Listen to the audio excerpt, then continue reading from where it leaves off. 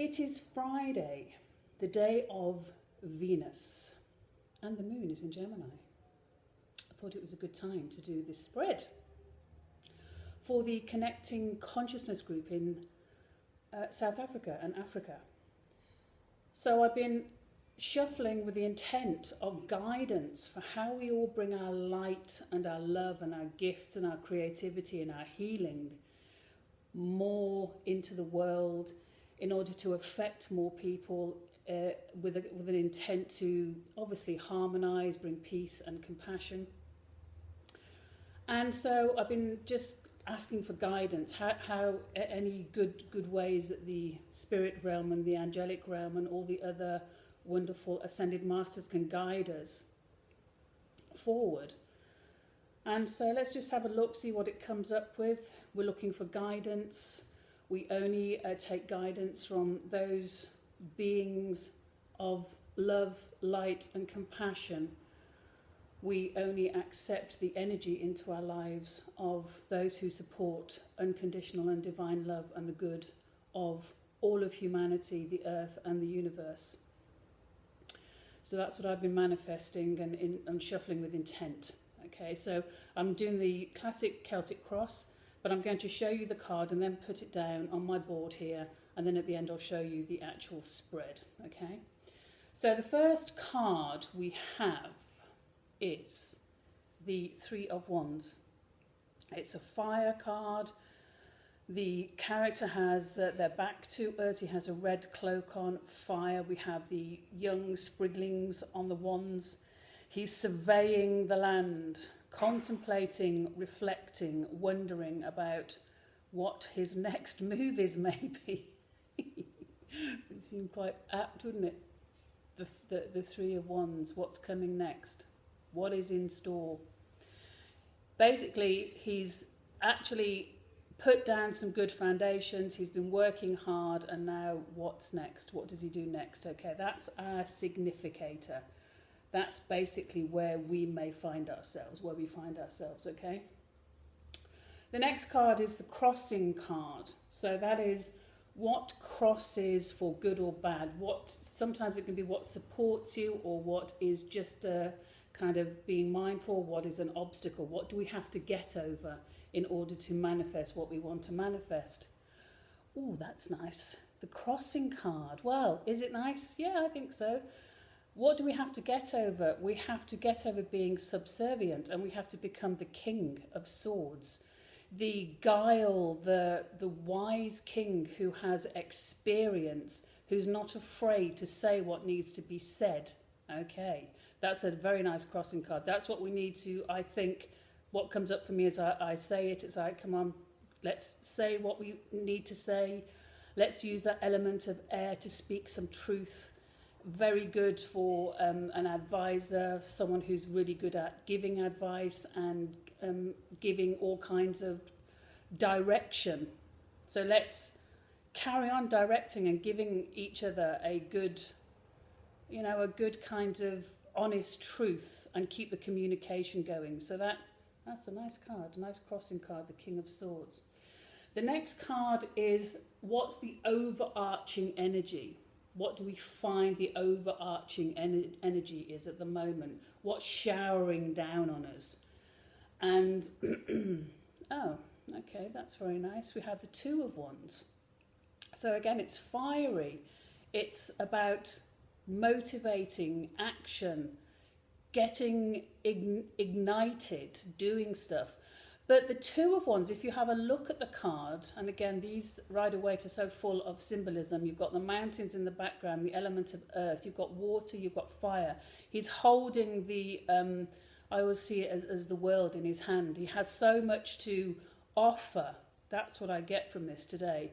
He's got so much to offer as he stands there on the ramparts, and he's contemplating how to basically move forward again. It's a reflective card, contemplating how he can use his personal skills and talents and what he's accumulated in order to make things different, or offer it, or what's the next move.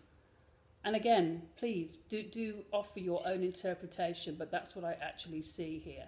That lovely Two of Wands, the fire, the overarching card. Let me just move my, there we go. And then at the base of it, this is how I do mine. The next card would be the base. What's at the root of the situation here? What's really kind of, you've got the Two of Wands as the branches above, reaching up and kind of out. But where are the roots going to all of us? Where do we want to consider? Where are our roots at the moment? And how is it going to guide us to know where our roots seem to be? Okay. And, it's... Isn't that just right? Okay. I shouldn't laugh, but I am. So, the Five of Cups. Okay, look at that, the Five of Cups. So, the root of the problem, I shouldn't say the root of the problem. The root of this is obviously kind of despair, feeling let down, feeling disappointed, the black cloak, the head down, the cups overturned, dreams that have been lost, dreams that have seeped out and have left us feeling forlorn and not very chuffed with the situation. The Five of Cups is betrayal. It's you've still got the water flowing, obviously, the cups of water. You've got the cups. It's an emotional card, and it's a loss of. It's a loss of happiness, and I can totally relate to this, according to where we've all been, feeling lost and emotionally kind of drained. That's the word, emotionally drained. That's at the root of it. But obviously, the key with the Five of Cups is there's still two standing. 3 have been overturned, and 2 are still standing. There's a bridge, if you can see at the bottom there. There's always a way forward. The bridge is wonderful, just like these tarot are, the bridge between our eternal knowing, unconditional lovely selves, and this earthbound experience that we're having. So I think that's very poignant for the root of where we find ourselves. Forlorn, feeling let down, and rather miffed with the situation, as much as we know things are moving. I've seen some stuff in the going around this last few days, which is very encouraging. So then the way I do this is then the next card would be the past. So the past can often obviously guide the future and the present, because we all learn from our mistakes, do we not? So look at this. This is lovely. The Chariot. So we have the Chariot. Who's in charge here? And I think, again, it's very, very poignant. You've got those lovely buildings in the background. You've got the two, the black and white, the balance. Who's holding the reins? And where do we want to drive this chariot to? Now, obviously, if no one's in control of the chariot, there is a feeling of chaos, misdirection, loss of direction. You need a very strong character to keep yourself focused and where you want to go with your energy, your mind, your actions, your words. So that is the card that represents the past, the Chariot. Fantastic. I think, again, that's very poignant, because I'm sure we've all felt in the past year, we've all felt discombobulated, confused. Who's driving this thing? Where are we going? I don't feel like I'm in control. I feel like this is being taken away from me. So this is a very interesting card to have as representing the past. So there it goes into the past position. And then we have what's coming. How can these cards guide us about the future? What can we bring from our deep, wonderful spiritual selves, our beautiful, eternal spirit in this time now? We chose to be here. We chose to be part of the war. We chose to fight for the light. We chose to fight for good. How can we bring this into continue to bring it into a position that can really help us all and help those around us and give hope? And yeah, let's see what comes up. Oh, look at that. Very nice. The 6 of Pentacles. Oh, I like that. Earth. Okay, so this is a very nice card. The Six of Pentacles, it's about, as you can see from the card, it's balance, but it's also being, what's the right word? Being generous, seeing what needs to be done, using your skills in a way that can assist others.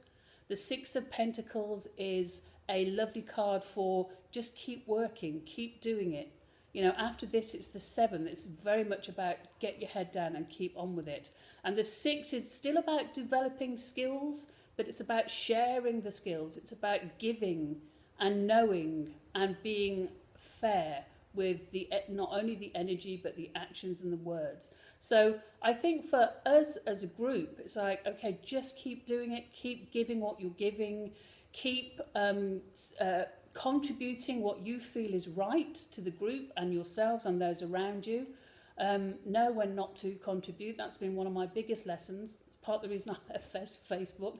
It's like, okay, it's, you know, I can take the horse to water kind of stuff, but hey.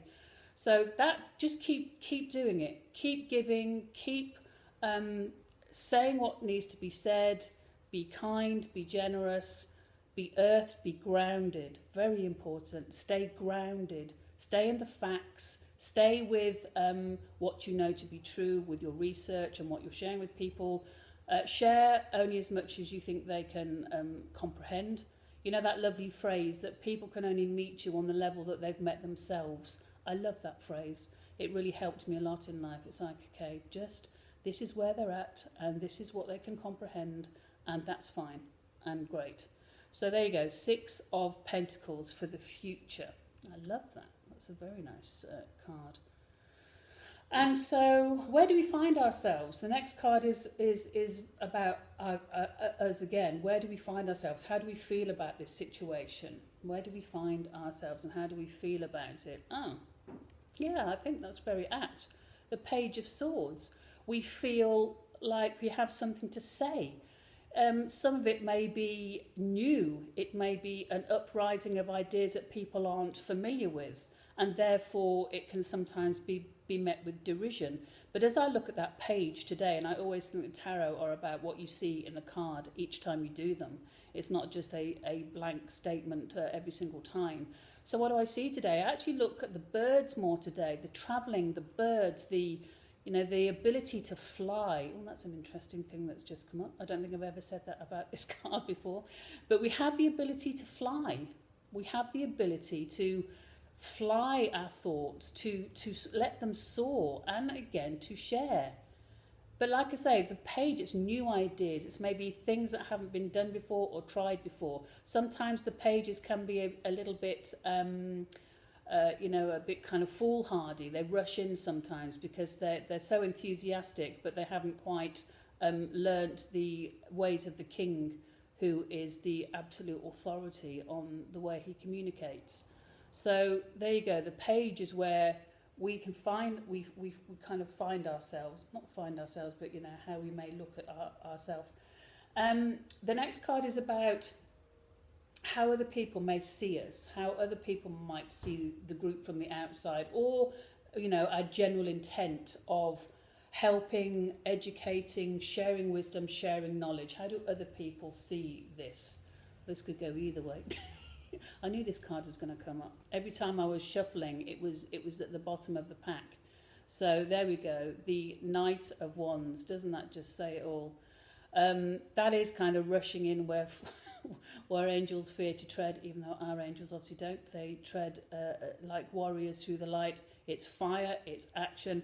Okay, so some people might see it as great. These people are going for it. They're really kind of sharing this stuff. They're really being so positive about going forward. And, you know, like I've said before about this card, he's on, you know, it's a fiery horse with the reddy orange colour, and he's got a mission. So people might be looking at our group and going, well, you know, they're on a mission and they're doing it. And they're not afraid to say what needs to be said, which is really quite nice. So that's what other people might be seeing our group as, and our information and our sharing of what we are sharing. So I don't know who those other people are because it's just us in the group. But you know what I mean. Okay, that's nice. And then the next card is the what is called the hopes and fears card. Now this can be what you hope for or what you dread, which is obviously you look at the cards around and then you make the decision. So this would be, oh, I was wondering when this was going to show up. Hopes and fears. Okay, so I think this devil card is often a little bit misrepresented. So when you look at the devil card, obviously you've got the darkness. I mean, for us that know, we know our fear. Okay, this is what comes up straight away for our group. We know Satan has got quite a good hold on the reins at the moment. We know Satan and the Lucifer group has infiltrated every single area of society. And our fears is that this will continue. Our hopes is that Satan will be defeated. We say we know the light has won, and we know that this is, as I often walk around the house saying, woe to you, O earth and sea, for the devil sends the beast with wrath, because he knows the time is short. And that always gives me great solace. They know they're running out of time. They know their time is over, and there you go. So one very important thing about this card is the two people at the front, the two figures at the front.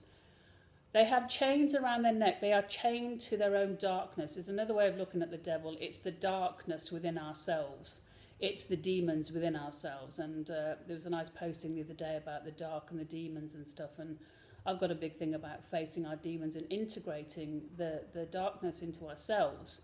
But if you look at the two figures, they have chains around their neck, but their hands are not bound, and nothing stops them from taking those chains off around their neck and walking away. Very, very important aspect of this card. We may be surrounded by demonic, devilish energy, and there may be some within ourselves, but nothing stops us from walking away. And it goes back to my thing I always have: reject, deny, and banish. Even aspects of yourself that you no longer want to have around you, you just love them, release them with love. Thank you for everything that they taught you, that those aspects taught you, and banish. Reject, deny, and banish. So in the position of the hopes and fears, I think that's perfect. I can't think of anything more perfect, and I'm sure you will all get that. And then the crowning card, the outcome. So this is about guidance for us. We want guidance. Okay, so we know from the Six of Cups we've got to give and keep giving, and know what to give and know what not to give, and just measure that kind of energy that we're giving out, also because we need to keep ourselves in a great space. And so then we have the crowning card, the outcome of this question I've been asking, and this is what's coming up. Okay, that's interesting. The Seven of Wands. So the Seven of Wands, look at him. What's he doing? What do you think that guy is doing here? Is he building? Is he fighting? Is he growing? What is he doing with those wands? He's holding one, and there's six stood there. So basically, I think with this card today, it looks to me like he's trying to balance, and he's trying to kind of wield what he's got. He's trying to make out what he needs to do next. He looks a little bit kind of flustered, but the Seven of Wands is still about growing, keeping things. I mean, sometimes those ones at the front can look like, again, a little bit of a gate or a fence. You know, is he feeling fenced in by his own actions? That could be very easy for what we all try and do. Is he feeling fenced in? Is he fighting off those kind of elements that come forward and seemingly try and attack, or just kind of pen him in? Is he feeling restricted? Okay, again, wands is fire, it's action. Is he taking that wand of his own, and is he going to just kind of stick it in the ground? Is he going to put it on top and make a wobbly fence? Is he going to weave it in and out? He is in control of it. That's the most important thing here. And again, that's what I'm getting today. He's in control. He looks like he's right in the middle of something. His hair's blowing a bit. He's on, looks like a cliff edge, and he just has to be a bit careful, but he's got to be in control and he's got to think about what his next move is. That's what I'm getting from that today. And I think that's, again, incredibly poignant for where we are at. So, just very briefly, let me take my lovely... I'm going to only take one of each. I'm going to take a Pandora card. What do we need to be mindful of regarding dark forces? How can we be mindful of what the dark forces might present in order to sabotage our own success? Let's see what these lovely, lovely, truthful Pandora cards, what they come up with today. I'm just going to choose one for the reading. So, the Pandora cards, what do we need to be mindful of? I'm not going to have that one again. It said clumsiness. We had that the other day. Come on, this is our Connecting Consciousness group, Africa, and really some good guidance. If it comes up again or something similar, so be it. It said clumsiness. I should have really taken it, but I didn't want to. But now I've said it what it was. What does this say? What do we need to be mindful of? Oh, this is great. I think that's far more appropriate. We need to be mindful of our anger. Now, I know in the old songs of the past, lovely song, anger is an energy. It is. But we must... Anger can be very useful, but if I'm using these Pandora cards to say what do we need to be mindful of, we need to be mindful of anger coming up and something, and has been taken off track. I actually think we've got a lot to be angry about, but we need to transmute that anger, don't we? We need to transmute it into something more positive. And let me take my angel cards out here, and let's pick an angel card.